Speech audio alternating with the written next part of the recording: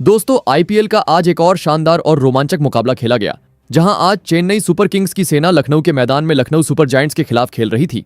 कप्तान धोनी ने टॉस जीतकर एलएसजी को पहले बल्लेबाजी करने का निमंत्रण दिया और एलएसजी की शुरुआत इस मैच में काफी खराब थी बाकी मैचेस की तुलना में, क्योंकि पहले ही ओवर में राहुल त्रिपाठी के बेहतरीन कैच की वजह से खलील ने एडन मार्करम को सिर्फ 6 रन पर आउट कर दिया। इसके बाद निकोलस पूरन मिचेल मार्श का साथ देने आए। उम्मीद थी कि पूरन जो बेहतरीन फॉर्म से गुजर रहे हैं वो आज अपना तांडव दिखाएंगे, लेकिन आज सीएसके की टीम पूरी तैयारी से आई थी। सीएसके के गेंदबाजों ने पूरन और मार्श को रन बनाने का कोई मौका ही नहीं दिया। उसी के चलते अंशुल ने निकोलस पूरन को आज सस्ते में चलता कर दिया।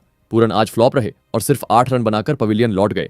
इसके बाद आए ऋषभ पंत और पंत के आने के बाद एलएसजी थोड़ा तेज गति से खेलने लगे। मार्श ने भी पंत का साथ दिया। 6 ओवर में एलएसजी 42 रन पर थी। मार्श और पंत एलएसजी की पारी को संभालने की कोशिश कर रहे थे, लेकिन फिर 10वें ओवर में जडेजा ने मार्श को चकमा दे दिया और उसके डंडे ही उड़ा दिए। मार्श 25 गेंदों में 30 रन बनाकर चलते बने। दूसरी छोर पर पंत ने अपनी बल्लेबाजी जारी रखी। 10 ओवर्स के बाद एलएसजी 3 विकेट खोकर 78 रन पर थी, लेकिन फिर 14वें ओवर में सीएसके ने एलएसजी को एक और झटका दे दिया। एमएस धोनी के बेहतरीन स्टंपिंग के चलते जडेजा ने आयुष बड़ोनी को पवेलियन लौटा दिया। बड़ोनी 17 गेंदों में 22 रन बनाकर चलते बने। इस समय एलएसजी सिर्फ 105 रन पर थी। अब एलएसजी की जिम्मेदारी पूरी ऋषभ पंत के कंधों पर थी, क्योंकि वही सेट हो गए थे और अंत में ऋषभ पंत ने 49 गेंदों में 63 रन की वजह से एलएसजी अपने 20 ओवरों में 166 तक पहुंच पाई। सीएसके को जीतने के लिए 167 रन बनाने थे। इसके बाद जब सीएसके के सलामी बल्लेबाज चेस करने को उतरे तो उनकी शुरुआत काफी शानदार थी। अपना पहला ही मैच खेल रहे शेख राशिद ने शुरुआत से ही एलएसजी की टीम पर दबाव बनाना शुरू कर दिया। रचिन रविंद्र भी पीछे नहीं हटे, उन्होंने भी राशिद का अच्छा साथ दिया।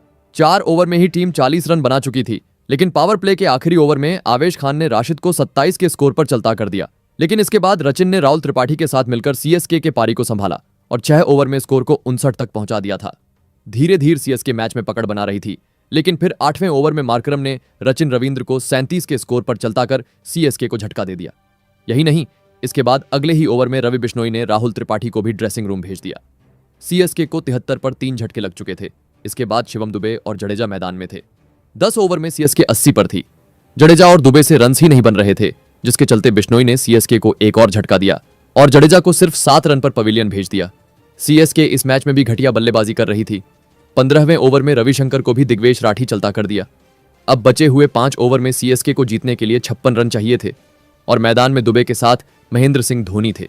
और इसके बाद धोनी ने कमाल ही कर दिया, सीएसके को हारा हुआ मैच जीता दिया, जिसके चलते सीएसके लगातार 6 मैच हारने के बाद अब जाके जीती है। आप सीएसके के जीत पर किसको हीरो मानते हो, कमेंट करें।